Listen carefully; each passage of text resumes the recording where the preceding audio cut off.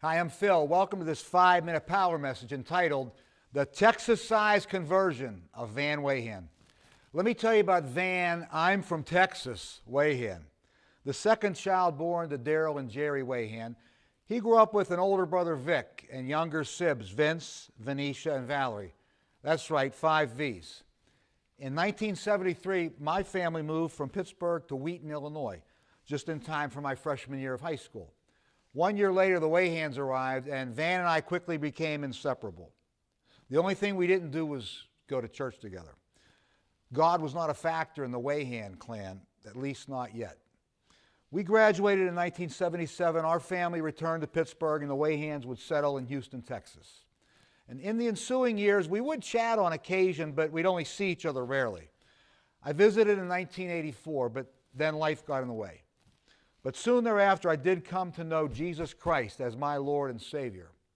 I called Van to share my newfound faith with him, but he gruffly said to me, "Good for you, Henry, but I don't want to hear that religious stuff." Yet among the Wayhans, God was moving too. Vic became a believer, shortly thereafter followed by Mom and then Venetia and Vince. And over the ensuing years, some pivotal events would occur that would soften Van's tough as Texas heart. In 2009, the youngest sibling, Valerie, she died suddenly. They were shocked, but 4 of the Wayhans were eventually able to temper the grief that they had because of their faith. So 2 years later, in 2011, I visited the Wayhans for the first time in 27 years. Van was in love, not with God, but with his wife, Michaela, at this time. Later that year, Van came to Pittsburgh. My family loved seeing him. We had an interesting conversation as well. Van was becoming more open to God. 3 years later, in 2014, I was back in Houston. I wanted to see Vince. He had recently lost his dear wife, Pam, to an illness. Vince was no stranger to suffering. At birth, his parents could not count 10 fingers and toes. He was missing several. And he needed surgery to repair 2 fingers that were stuck together. And as a result of that surgery, he developed a staph infection that would damage his organs. Vince would have over 40 surgeries in his life, including 2 kidney transplants. So now at age 53, Vince's body was very weak physically, but his relationship with God was strong. He reminded me of what Paul said in 2 Corinthians, when Paul said, "I take pleasure in weaknesses, in insults, and hardships, and persecutions, and troubles that I suffer for Christ. For when I am weak, then am I strong." That was Vince. But also in that 2014 visit, Van shared some great news with me. He had recently become a believer in Jesus. Wow, my oil-drillin, tobacco-spittin friend had succumbed to the love and grace of God. "Van, how did this happen?" He told me 3 reasons how. He said he's a lover of rock and roll, and God showed him that the lyrics of certain songs had spiritual significance. One song was the Kansas classic, "Carry On My Wayward Son." Van said he had been running from God his whole life, but that one lyric riveted him, "There'll be peace when you are done."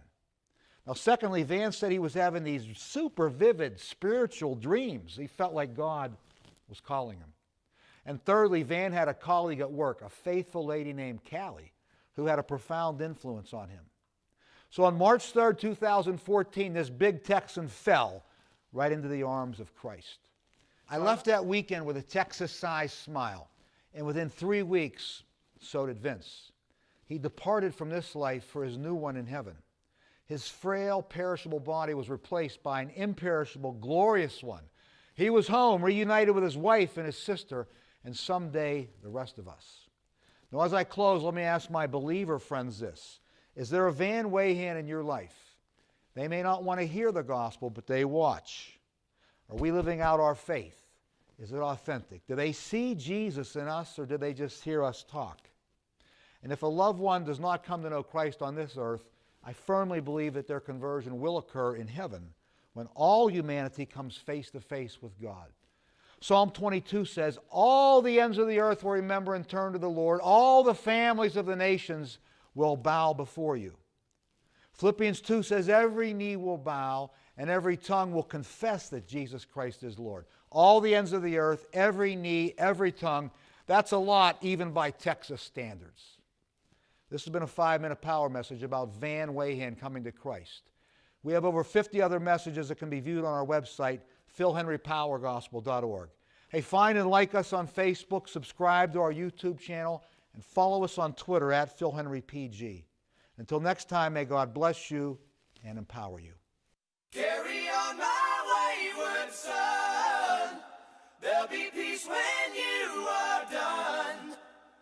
Lay your weary head to rest. Don't you cry no more.